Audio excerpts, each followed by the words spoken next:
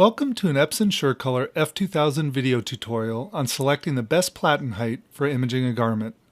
In this video, I will provide the fundamental process used to establish and set the proper platen height regardless of garment type. In selecting the platen height, we are looking to achieve three primary goals. First is to maximize print quality. Next is to minimize ink mist in order to keep the printer operating effectively. And last is to reduce potential platen height errors that could lead to a waste garment. Finally, toward the end of the video, I will show how to remove the platen height indicator ring to use the 4x4 inch sleeve platen, in addition to being able to handle combined garment and padding thicknesses up to 0.98 inches. Let's start by covering the printer's components we will be working with. First is the platen, then we have the platen hoop. The hoop's purpose is to prevent a garment from moving into the printhead path. Then there's the movable platen base and the movable base control panel button. Under the platen is the black height fixing lever. Rotate backwards to loosen, forwards to tighten. Next is the gray height adjustment lever, which is currently at the top position P, which stands for paper. The P position is used exclusively to do nozzle checks and make status sheet and job log prints.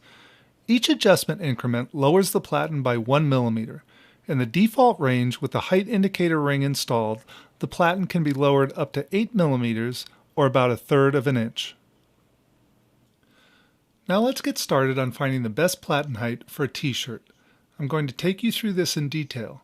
The actual process should take no more than a minute or two, and once you're done, you will know your setting for this type of garment, and there's no need to repeat it. With my starting platen height position set back at 1, I can start my test. I am loading a pressed t-shirt with both sides on the surface of the platen and making sure at this point it's just the flat fabric covering the platen and no seams, collars, or other raised areas.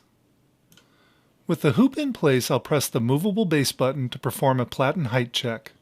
As the garment moves into the printer, an LED beam is scanning its surface, and if anything breaks this beam, it is too close to the printhead, and a platen height error will display on the LCD panel. In order to remedy the height error, I need to lower the platen. I'll press the movable base button to bring the platen back out, reach under and loosen the fixing lever, adjust the platen height position 1 stop down to 2, tighten the lever, and retest the height. I now get a ready display on the control panel. I've now determined that 2, the first height to achieve a ready, is the minimum platen height for this t-shirt. It's important to remember that 2 was obtained against a perfectly flat garment surface. This is a V-neck tee, so what would happen if I needed to image an upper chest logo high on the tee that would require the collar to be on the platen surface? A reasonable expectation if I stay on position 2 is for the raised collar to cause a platen height error. To remedy this, I will need to lower the platen to 3 and retest. At position 3, the shirt and collar pass the height test, and I can image my shirt. The actual numbers are relative to the garment in use and how it's loaded. If I sleeve a heavy sweatshirt on the platen by placing only one side of the garment on top, the first setting to pass is a 4. This makes sense as the sweatshirt is thicker than a tee, so for this sweatshirt garment, a platen height setting of 4 or 5 is appropriate. So let's look deeper into the pros and cons of imaging at the first ready height versus 1 stop down. For the first ready position, the 2 pros are image quality and minimal ink mist. The cons are, first, a risk of ink droplets on your garment caused by fabric fibers striking the printhead due to the minimal gap. This can be avoided by pressing all garments before imaging or dropping the platen height. Next is a platen height error in the middle of imaging a shirt that requires 2 passes to complete.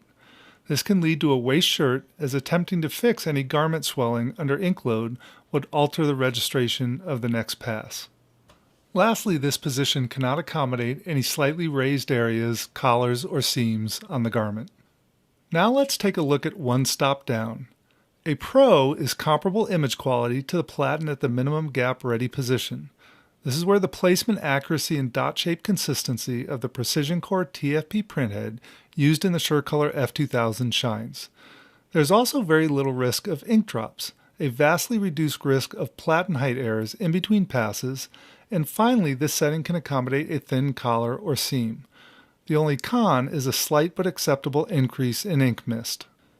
Since ink mist is the only real con of running it one stop down, let's take a deeper look. As the graph illustrates from left to right, at the first ready I have my benchmark for mist. This is normal, as there is always going to be ink mist generated in the DTG printing process. At one stop down, there will be a little additional ink mist, still within an acceptable range and manageable by the printer's replaceable air filter. At 2 or more stops down, there is a reason for concern. The ink mist becomes exponentially more severe, and platen height settings in this range should be avoided. If you have a garment that requires adjustment outside the standard 8-stop range, or you need to use the optional sleeve platen, you'll need to follow this next procedure in order to increase the platen height's maximum range. In order to increase the height range, I need to remove the platen height indicator ring. To make this easier to see, I will do this with the assembly removed from the printer. Loosen the platen fixing lever and set the height to position 7 or 8. Then remove the screw that secures the parallel adjustment plate. This plate is a precision piece of engineering, so please handle it with care. Lift up the adjustment plate and set it aside. Now remove the 3 screws inside the height adjustment lever. Remove the height adjustment lever and then the platen ring indicator. Set the indicator ring and screws aside in a safe place and reassemble in reverse order without them. Reinstall the gray height adjustment ring, then the parallel adjustment plate, followed by the original platen or optional sleeve platen.